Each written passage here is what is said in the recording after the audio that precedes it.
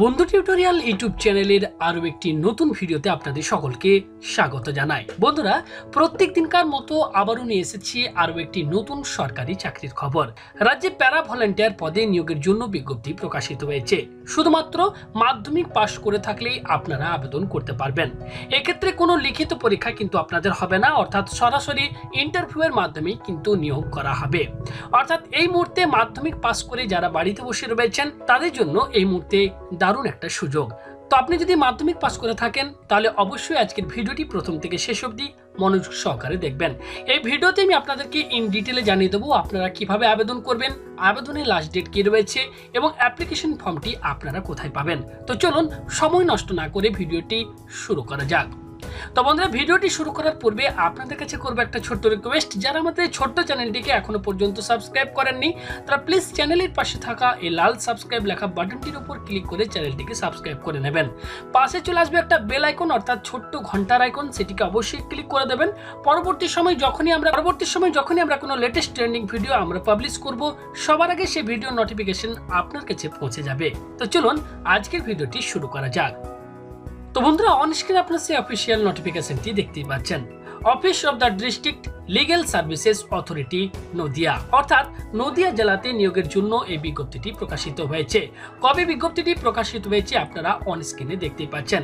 বন্ধুরা, আপনাদের কাছে করবো একটা ছোট্ট রিকোয়েস্ট, ভিডিওটি যারা দেখছেন প্লিজ আপনারা ভিডিওতে একটা করে লাইক করে দেবেন, আর অবশ্যই আপনার জেলার নামটি কমেন্ট বক্সে কমেন্ট করে জানাতে ভুলবেন না।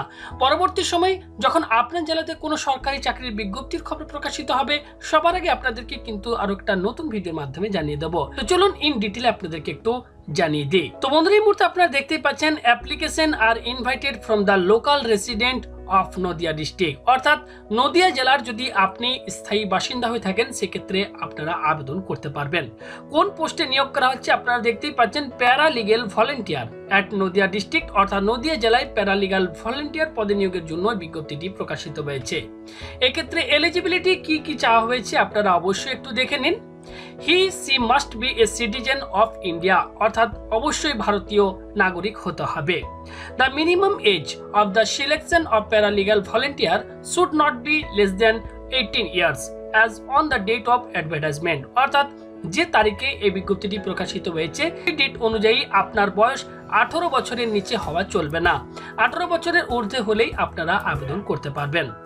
The candidate shall be literate, preferably মাধ্যমিক or its equivalent with the capacity for overall comprehension, অর্থাৎ শুধুমাত্র মাধ্যমিক কিংবা উচ্চতর পাশ করে থাকলেই আপনারা এই চাকরিটির জন্য আবেদন করতে পারবেন।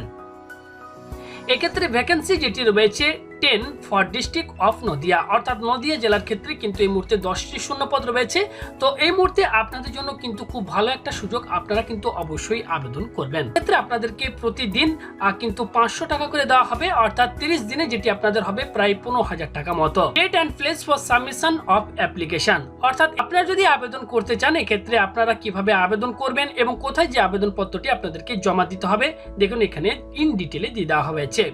The field of application along with the self-attested copy of certificate in respect, age, qualification and proof of residence, along with the work experience if any, should reach the office of the district legal service authority Nodia, অর্থাৎ আবেদনপত্রটি আপনারা ঠিক মতো fill up করার পর এর সঙ্গে আপনাদের যে সার্টিফিকেট রয়েছে কোয়ালিফিকেশনের সার্টিফিকেট, প্রত্যেকটি সার্টিফিকেটের xerox with self attested copy আপনারা আবেদনপত্রের সঙ্গে পিন আপ করে এই যে অ্যাড্রেসটি আপনারা এখানে দেখতেই পাচ্ছেন এই অ্যাড্রেসে যে আপনাদেরকে আপনাদের আবেদনপত্রটি কিন্তু জমা করতে হবে।